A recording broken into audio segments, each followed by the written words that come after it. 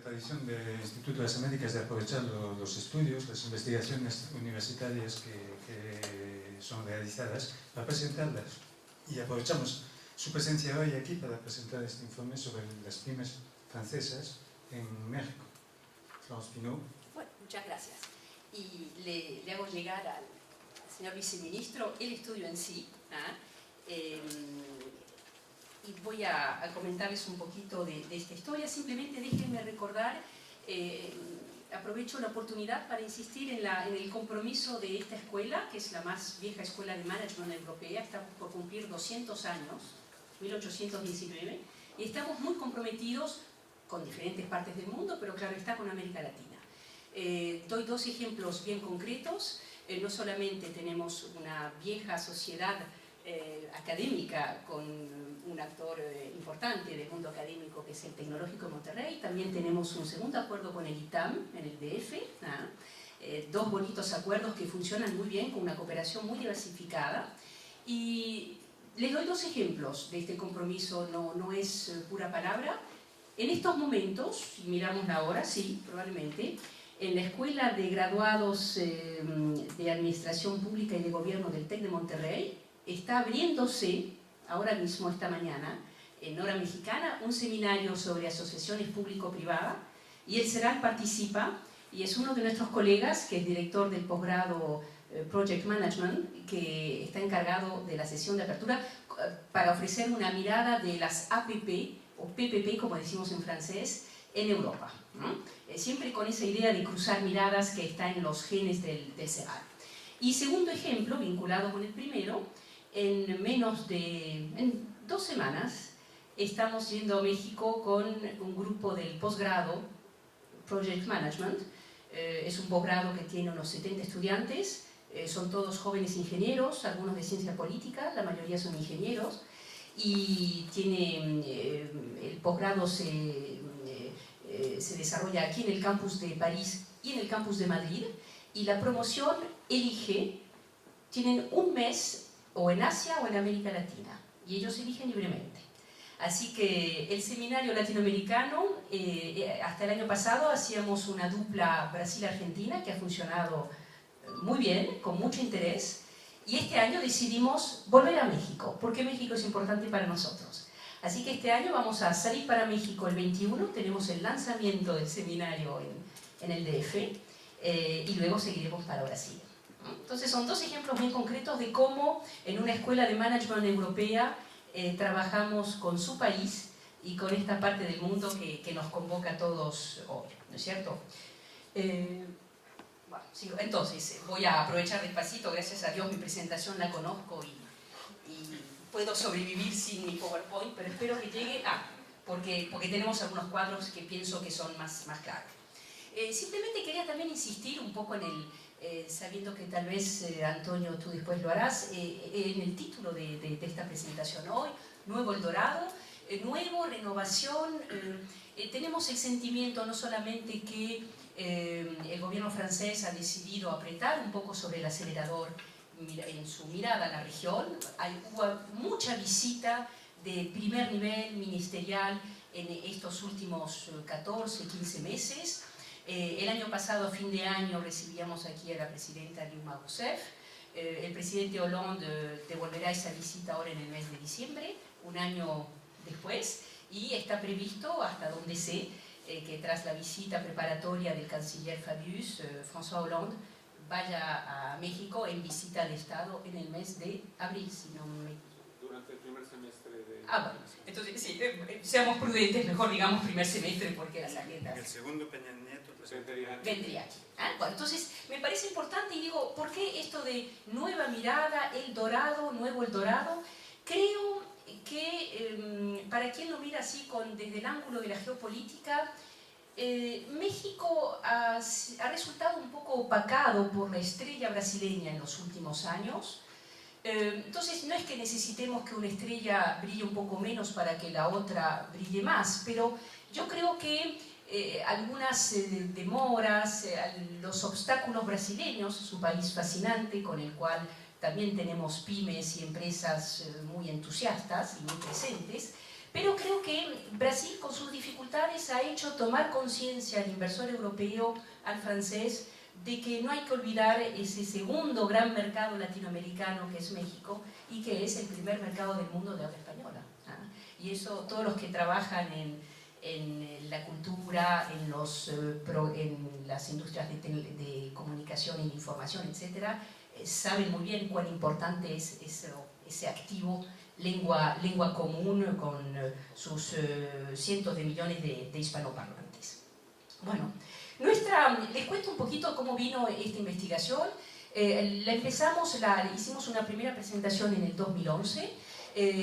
Nos pusimos a estudiar con el fuerte apoyo, les agradezco una vez más, de los conseillers du commerce extérieur de la France.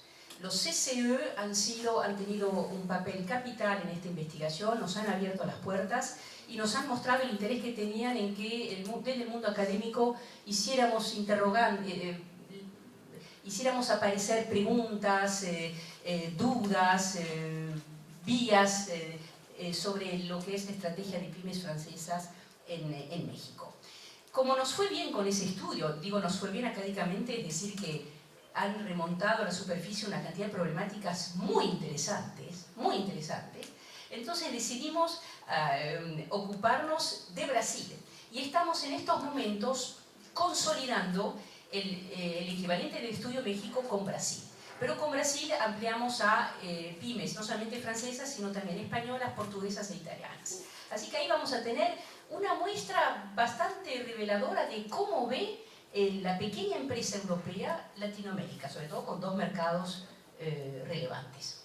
El informe Brasil, yo tuve la ocasión de presentarlo un poquito en la FIESPI hace 3 semanas, pero lo tendremos definitivamente listo en el 2014. Entonces, ¿qué sale de nuestro informe sobre México que usted tiene allí? Está en francés, el TEC de Monterrey hizo una segunda parte sobre las barreras que veía la internacionalización de la pyme mexicana y regiomontana en el mercado europeo. Nosotros nos concentramos en el francés. Bueno, lo que tuvimos fue una muestra de 38 empresas, 38 empresas de muy diferente, bueno, ya no me lo había imprimido, pero, hola, ¿no? A veces ya llegó a point nommé, como decimos en francés.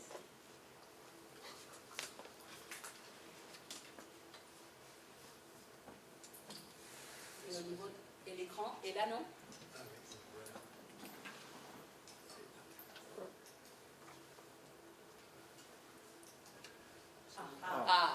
Bon.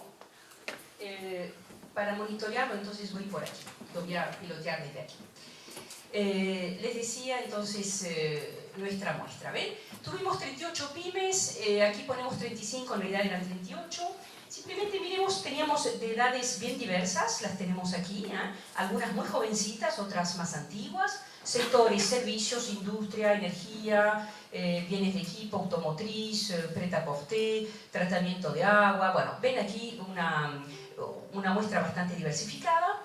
Y aquí, en cuanto a pymes, nos hemos atenido a la nomenclatura europea, es hasta 249 asalariados, y ven que hemos tenido de todo, desde algunas, las más pequeñas de 1 a 9, hemos tenido 10, las mini pymes, después hemos tenido aquí, en colorcito un poquito más fuerte, tenemos estas aquí, 10 a 49 asalariados, y aquí ya diríamos serían las más grandes. Y aquí nos hemos permitido una pequeña libertad con alguna pyme que a raíz de alguna fusión había rebasado las 250. Y aquí simplemente para mostrarles que teníamos pymes con volumen, con una facturación bastante variada también, desde las más pequeñitas hasta más grandes. Esto lo vamos a pasar rapidito. Bueno, lo que ve aquí es globalmente las modalidades que estas pymes utilizan para salir. Vemos que de estas 30 y tantos, casi 40, 19 tenían su filial y otras 10 tenían sus oficinas de representación. Aquí la elección es, ya sea voy a abrir una filial porque necesito una planta industrial porque voy a producir en México, o ya sea la filial que me va a permitir asegurar servicios de mantenimiento o cosas por el estilo. Lo que interesante es que también que tuvimos muchas, y estos son típicamente un fenómeno de las Born Global, las jovencitas que salen muy temprano, que directamente trabajaron por, como ellos dicen, por proyecto. Es decir, no necesito una oficina, no necesito tener un gran departamento de relaciones internacionales, tengo una persona con una misión México y desarrollar el proyecto en México. Bueno, y aquí miramos las motivaciones. En realidad vemos que, para pasarlo rápidamente, globalmente todas, desde las pequeñitas, las medianas, las más grandes, las muy grandes de estas pymes, todas que fueron a buscar a México cuando se les hizo la pregunta, venían a buscar perspectivas de crecimiento, nuevos mercados, ¿no?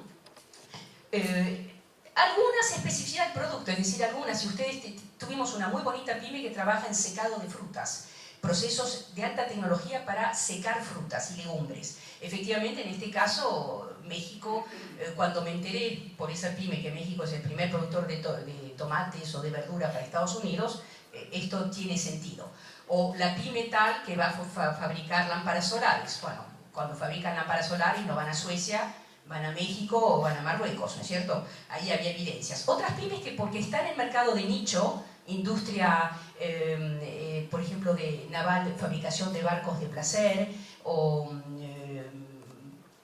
venta de productos congelados, ahí ya están en un mercado de nicho y efectivamente el mercado europeo les resulta estrecho y necesitan un resorte. Bueno, aquí tenemos algunos testimonios, pero esta es una presentación que de todas maneras podemos enviar a los interesados, ¿no? Entonces aquí lo interesante es mirar lo que llamaríamos en francés le séquençage, es decir, en qué momento salimos. Y aquí es interesante porque para profesores de management uno ve que la teoría está un poquito, digamos, atropellada, ¿no? Porque la lógica muestra el famoso modelo de Uppsala de los años 70, decía que normalmente una pyme sale cuando primero, bueno, tiene bien dominado el mercado interno, luego empieza con su primera, la zona de influencia más próxima, los países vecinos, esto lo hemos vivido mucho en Europa, en que el 75% de nuestro comercio externo se hace con los vecinos, y después que cuando ya es más grandecita y más madura y más fuerte sale a mercados más lejanos. Y aquí lo interesante es que finalmente lo que les muestra este cuadrito muy rápidamente es que las más nuevitas, esas pymes pequeñitas que trabajan por proyecto, con equipos muy reducidos, que por ahí tienen 8 personas, estas salen prácticamente inmediatamente, es decir, ven, estas pymes más antiguas ha pasado largo tiempo hasta que salgan al mercado extracomunitario, estas ya están saliendo enseguida, muy rápidamente. Bueno, evidentemente lo que algunos testimonios interesantes, ¿no? Porque dicen, para salir fuera de las fronteras hay que tener un muy buen producto y un tiempo de maduración necesario. Interesante, por ejemplo, la industria del software, dicen los entrevistados que un programa lógico necesita muchísima adaptación y necesita unas cuantas, un tiempo de adaptación al mercado local relativamente importante. Bueno, miremos aquí simplemente los frenos, las barreras clásicas, en general cómo han sentido las barreras en nuestras pymes. Vemos que aquí la barrera más importante para todas ellas en México ha sido el precio, la paridad euro-dólar, ¿no es cierto? Más que euro-peso mexicano, euro-dólar, ¿eh? Y en los frenos externos, bueno, muchas dicen barreras tarifarias, ausencia de apoyo, los problemas de logística, pero voy a pasar aquí porque quiero mostrarles sobre todo la comparación México-Brasil, que es extremadamente interesante. Dispositivos de ayuda, aquí es un tema que es interesante conversarlo, lo voy a saltear, para aquellos que son responsables de los policy makers, ¿no es cierto? Responsables de diseñar instrumentos de política de apoyo a pyme. Lo que sale es que efectivamente la pyme siempre echa de menos una fuerza de trabajo restringida, los equipos son pequeños, no tiene tiempo de explorar mercados lejanos, así que los dispositivos que la pueden ayudar cuentan. Y el otro tema fatal es el banco. Muchas dicen no cuentes con tu banco porque si no tu proyecto no va a nacer nunca, y otras dicen, bueno, hoy día en Francia hay dispositivos relativamente interesantes de apoyo. Globalmente, bueno, aquí teníamos innovación, lo paso, pero déjenme decirles que la innovación ha sido considerada clave por estas 38 pymes entrevistadas para penetrar el mercado mexicano. Ellas aparecieron todas extremadamente confiantes en la innovación de sus productos. Y dicen que de no haber sido productos innovadores no hubieran podido explorar México con éxito. ¿Cómo consideran al mercado mexicano? Un mercado, dicen que tienen la suerte como europeas de haber sido muy challenging, muy estimuladas, porque en Europa el terreno es difícil y altamente competitivo. Entonces dicen, ya estamos aguerridas, ¿no es cierto?, al ejercicio.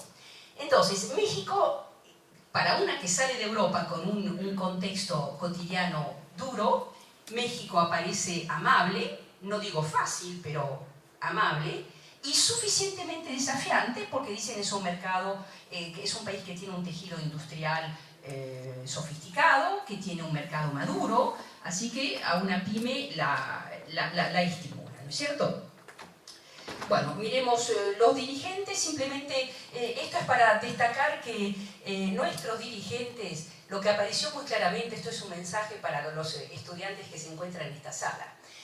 Finalmente, cuando preguntábamos el nivel de estudios, la experiencia internacional, lo que vimos es que todos tenían una experiencia fuerte, todos tenían dominio de 3 idiomas, en el caso de Brasil 4 porque se añade el portugués, nos sorprende.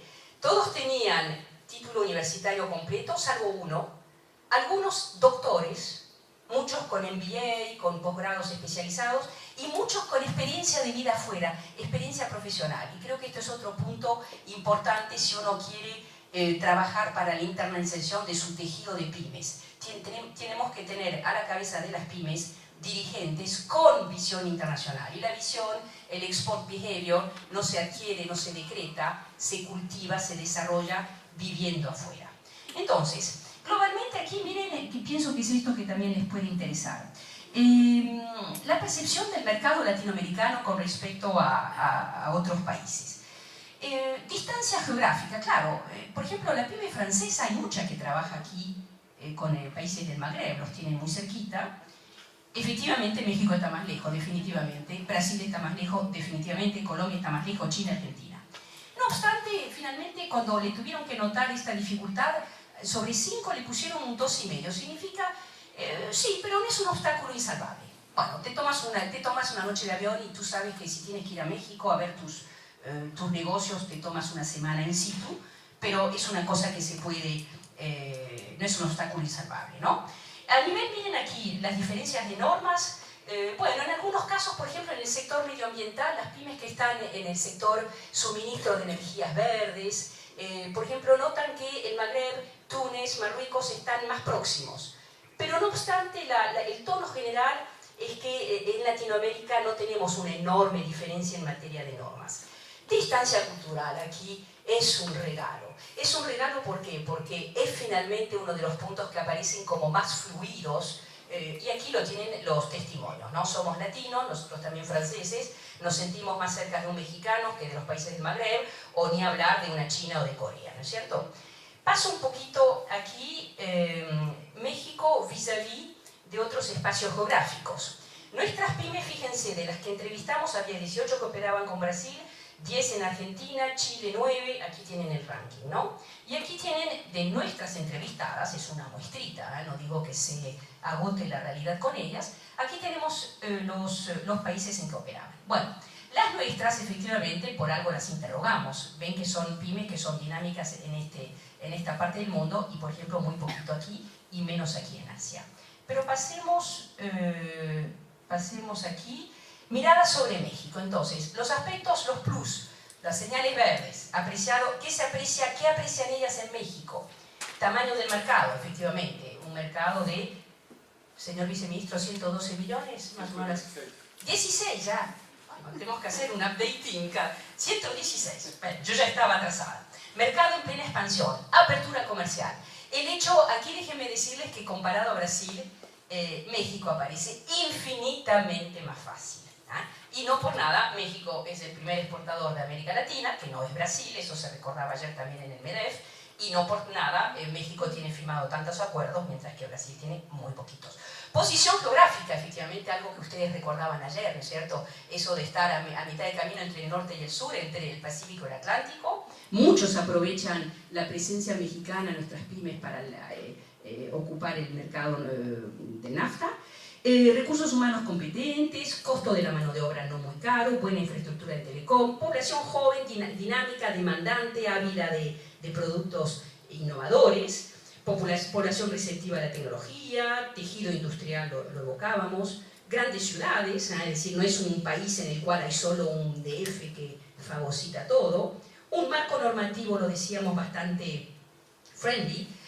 Bueno, y aquí entramos a aspectos más humanos, calidad de la hospitalidad, cordialidad, etc. Y aquí ven en el fondo los aspectos un poquito más negativos, y apareció inseguridad y corrupción. Pero les insisto, no apareció como dominando la agenda los dos últimos puntos. Y aquí quería simplemente mostrarles, ahí está, porque tenemos la comparación con Brasil, que me parece interesante. Puesto que hicimos ya el estudio, estamos haciendo sobre Brasil, caímos en la tentación de comparar, ¿no es cierto? La percepción, no son las mismas pymes que entrevistamos, pero son pymes francesas que operan en Brasil y pymes que operan en México. Y lo que sale es que efectivamente México Brasil aparece un poquito más atractivo, pero aparece mucho más difícil, ¿no es cierto? México aparece atractivo y menos difícil. Y si ustedes miran aquí los factores, miremos los globitos verdes de Brasil. Por ejemplo, aquí fíjense, la burocracia brasileña se come vivos a los empresarios. Y aquí encontramos estoy hablando, no hago ningún juicio personal. La percepción de los empresarios franceses, y aquí los españoles, portugueses, están todos diciendo lo mismo. Lo que es el trámite burocrático, el costo país, lo ven extremadamente difícil. En cambio, miren México, México aquí está bien lejos, aparece como mucho más fácil. La cuestión de transporte, es decir, todo lo que es logística, también Brasil aparece como mucho más complicado que México, que aparece aquí con una dificultad media de 1 a 5. Cultura. Aquí ven que México aparece menos difícil para nuestras pymes latinas. Estoy esperando a ver qué nos dan las portuguesas aquí, porque efectivamente con Brasil, mismo si Brasil es percibido como cerca, tengo una cuestión de idioma. En cambio el español, todos sabemos que en Francia hoy día es una segunda lengua extranjera bien difundida. Así que México aparece más cerca que Brasil. A nivel de normas también, México aparece más fácil. A nivel de recursos humanos, aquí estamos igual. A nivel de distancia geográfica, efectivamente estamos igual, con 10 horas de avión, 11 según el lugar. La lengua, efectivamente, tenemos mayor facilidad con el español más próximo.